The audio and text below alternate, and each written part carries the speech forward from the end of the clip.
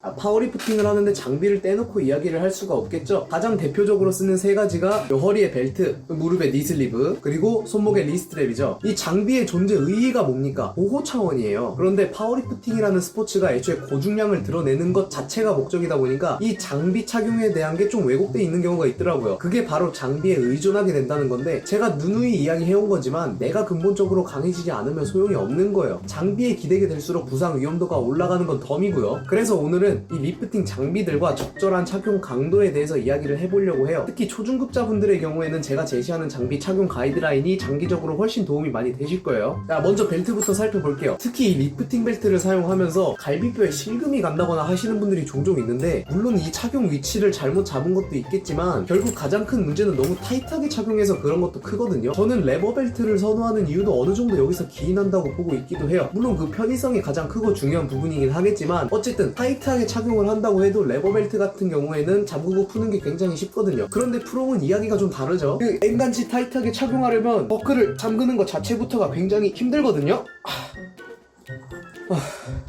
저는 벨트를 타이트하게 착용하진 않는 편이에요. 그러니까 이런 이야기를 하고 있는 거겠지만요. 이게 제가 평소에 착용하는 사이즈인데, 이렇게 착용만 하고 복압을 주지 않은 상태에서는 그냥 이렇게 손이 들어갈 정도예요. 그리고 이렇게 내가 복압을 주었을 때는 이제 타이트하게 돼서 그 여유 공간이 막히고요. 이게 제가 권장하는 벨트의 착용 가이드라인이에요. 약간은 내 몸통에 여유 공간을 줘야 한다는 거죠. 애초에 스쿼트랑 데드리프트를 할 때 내 몸통이 그냥 가만히 있는 게 아니잖아요. 역도 벨트도 아니고 둔기 수준인 리프팅 벨트를 그렇게 조여놓으면 당연히 압박이 갈 수밖에 없겠죠. 그리고 그렇게 여유 공간을 약간은 남겨줘야 장비로 뻗팅기게 되는 게 아니라 내 스스로가 코어에 강한 힘을 넣게 되는 거거든요. 너무 타이트하게 착용해버리면 이 벨트 때문에 내가 코어에 힘을 별로 넣지 않아도 얘가 조여주고 있다 보니까 그걸 간과해버린단 말이에요. 내 코어 힘을 보조해주는 역할로 벨트를 사용해야지 아예 대체를 해버리면 안 돼요. 그리고 그거에 익숙해지면 내 중량이 뻥중량이 되는 거고요. 벨트 떼버리는 순간 중량이 쭉 떨어진다는 거죠. 원RM 잴 때를 이야기하자는 게 아니에요. 그런 상황에서는 장비를 이용하는 부분도 있긴 해야죠. 그런데 그런 상황이 아닌 경우에까지도 장비에 의존하려고 하는 걸 경계하자는 거라고요. 다음으로 니슬리브, 같은 맥락인데 너무 강하고 타이트한 걸 쓰지 말자는 거예요. 얘도 벨트처럼 보조적인 역할로 써야지, 대표적으로 SBD 같이 정 사이즈로 착용해도 탄탄해 충분한 걸 타이트하게 착용해서 심장 반사를 이용한다던가 하는 건 지양하자는 거예요. 애초에 SBD와 같은 제품들의 경우에는 일정치 이상의 고중량 훈련을 하시는 분들이 아닌 이상은 강도가 너무 투머치예요. 당장 제가 사용하고 있는 이 니슬리브만 하더라도 그냥 인터넷에서 무난하게 구입한 5mm짜리인데 이걸로도 중량 다루는데 충분하거든요. 니슬리브가 3mm, 5mm, 7mm, 9mm가 있는데 제가 권장하는 건 딱 이 5mm 정도 선이라고 할 수가 있겠네요. 어느 정도의 쫀쫀함으로 보조는 해줄 수 있되 너무 큰 개입이 있지는 않는 정도로요. 그리고 리스트랩, 벨트나 니슬리브보다 훨씬 더 보조적인 성향이 강한 장비죠. 이제 얘는 길이에 따른 구분을 할 수 있겠는데 요 60cm 정도면 적당하다고 생각해요. 고중량을 다루신다면 이렇게 1m급도 나쁘지 않다고 보고요. 이것도 다른 장비들과 같은 건 내가 손목과 전완에 힘이 부족한데 그걸 메꾸려고 리스트랩을 착용해서는 안 된다는 거예요. 솔직히 지금 제 경우에는 다루는 중량이 중량이다 보니까 안전적인 차원에서 착용하고 있는 게 제일 크긴 해요. 저 이체급의 110까지도 리스트랩 없이 그냥 밀거든요. 어쨌든 리스트랩은 착용만 좀 잘하자는 주의예요. 요 손목을 제대로 커버해줘야지 쓸데없이 아랫부분을 감으면 소용이 없어지니까요. 추가로 초중급자분들의 리프팅 장비 착용에 대한 생각인데,